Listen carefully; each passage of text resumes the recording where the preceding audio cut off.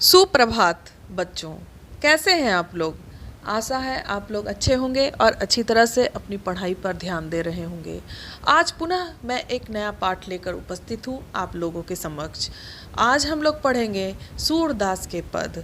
सूरदास का जन्म 1478 ईस्वी में माना जाता है और उनकी मृत्यु 1583 ईस्वी में हुई थी। सूरदास के द्वारा जो रचित ग्रंथ हैं उनमें से 3 प्रमुख ग्रंथ है सूरसागर, साहित्य लहरी और सूर सारावली। परंतु इनके जो मुख्य और सबसे सर्वाधिक लोकप्रिय ग्रंथ है वो है सूरसागर और उन्होंने ब्रज भाषा का प्रयोग किया है। और इस पाठ में उन्होंने कृष्ण के युवावस्था का वर्णन किया है कि किस प्रकार से जब कृष्ण गोकुल से मथुरा चले जाते हैं और मथुरा से फिर योग का संदेश भेजते हैं, उस समय गोपियाँ जब उद्धव के मुंह से जब योग के बारे में सुनती हैं तो एक भौरा को, एक मधुकर को व्यंग करते हुए वो ये सब बातें कहती हैं। वो प्रत्यक्ष रूप से उद्धव को नहीं कहती हैं बल्कि एक भौरा को वो केंद्र मान करके उन्हें व्यंग करते हुए ये सब बातें कहती हैं और अपने विरह का वर्णन करती हैं कि किस प्रकार से वो कृष्ण के प्रेम में व्याकुल हैं और वो योग का संदेश मानने के लिए कभी भी तैयार नहीं हैं। तो आइए बच्चों पढ़ते हैं सूरदास के पद। बच्चों सबसे पहले हम लोग इसके प्रथम पद की व्याख्या करते हैं। ऊधो तुम हो अति बड़ भागी। ऊधो ऊधो तुम तो अति अर्थात बहुत ही बड़भागी हो, अर्थात भाग्यशाली हो। अपरस रहत स्नेह तगाते नाहिन मन अनुरागी। अपरस अर्थात अछूता, रहत अर्थात रहना, स्नेह अर्थात प्रेम, तगा यानी बंधन।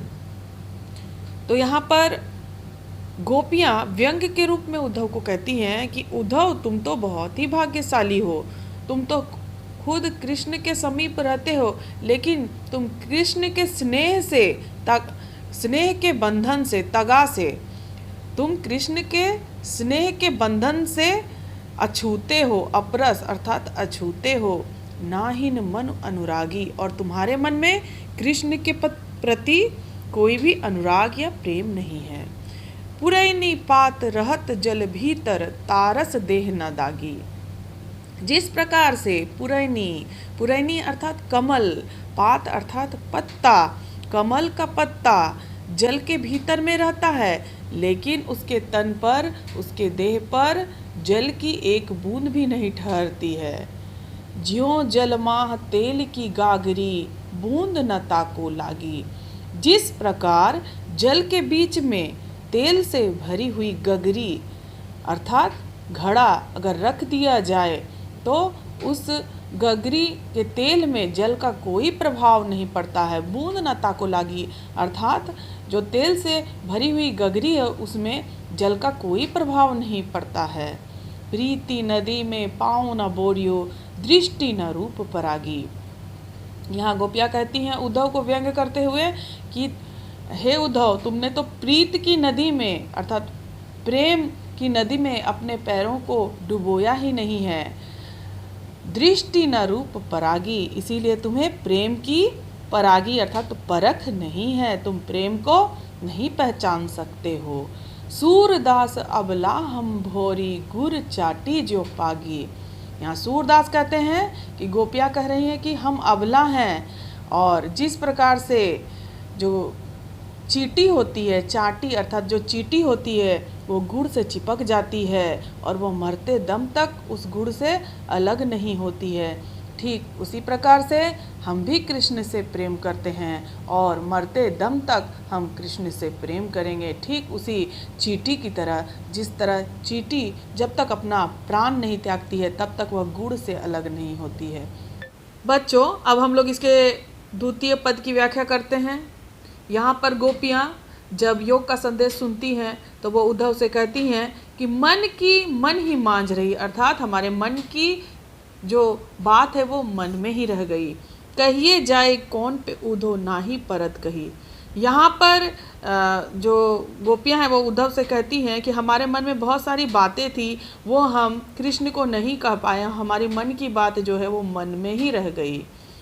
अवधि आधार आस आवन की तन मन बिथा सही। यहाँ पर गोपियाँ कहती हैं कि अवधि आधार आस आवन की, आस अर्थात आशा, आवन अर्थात आना, और अवधि अर्थात समय, और आधार अर्थात आधार, जीवन का आधार। गोपियाँ कहती हैं कि वो ये सोच रही थी, उनके मन में ये आशा थी, आस थी, आशा थी कि कृष्ण भगवान आएंगे, और इसी आशा में वो अपना समय अवधि काट रही थी। वही उनके जीवन का आधार था कि कृष्ण भगवान आएंगे, और इसी आशा में तन मन बिथा सही, और इसी आशा में वो अपने तन और मन की व्यथा को सह रही थी। अब इन जोग संदेशनी सुनी सुनी विरहनी विरह दही। यहाँ गोपियाँ कहती हैं कि अब इन जोग अर्थात योग के संदेश को सुन सुन करके वो विरहनी विरह दही, वो विरह की अग्नि में और अधिक दही अर्थात जलने लग रही हैं, दहकने लग रही हैं, दहक रही हैं। चाहती हुती गुहारी जित ही ते उत ते धार बही।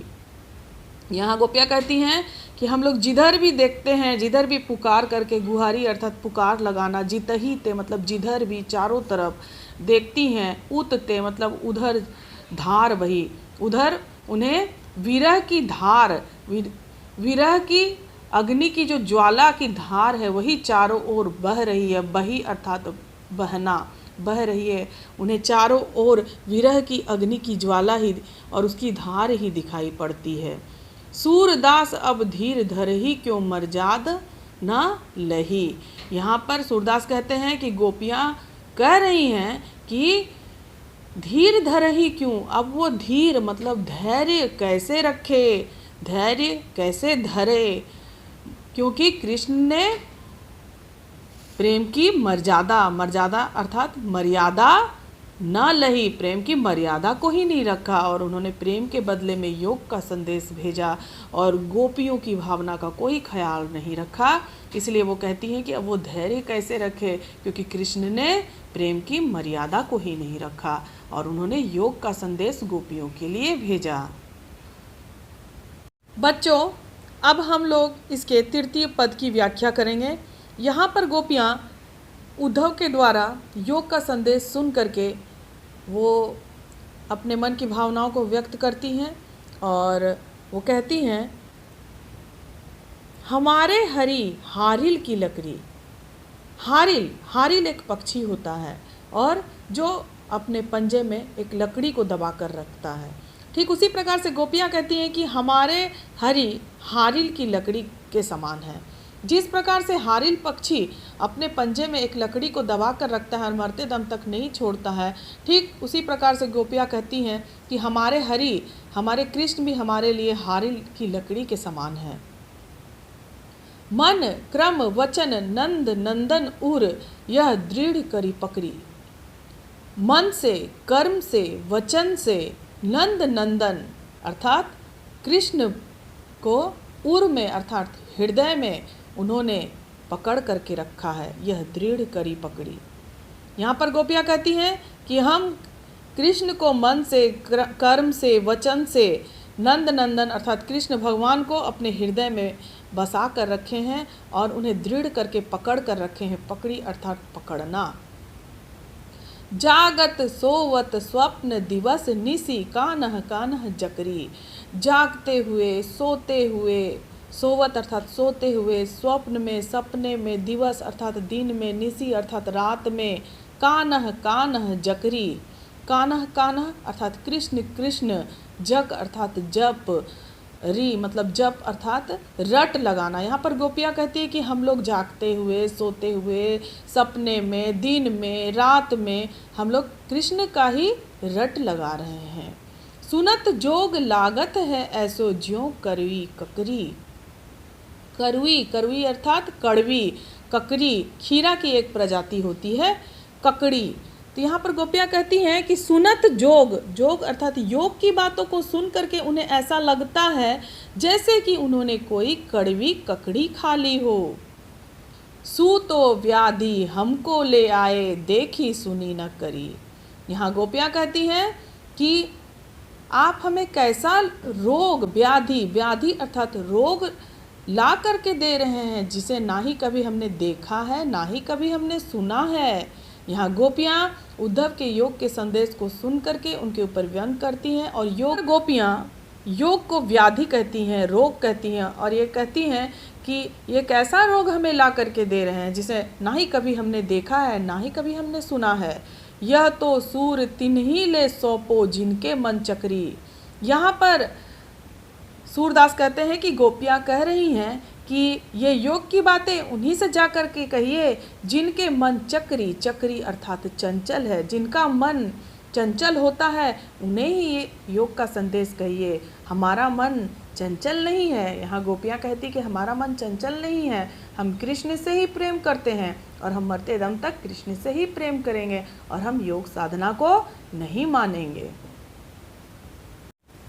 बच्चों, अब हम लोग इसके चतुर्थ पद का अध्ययन करेंगे।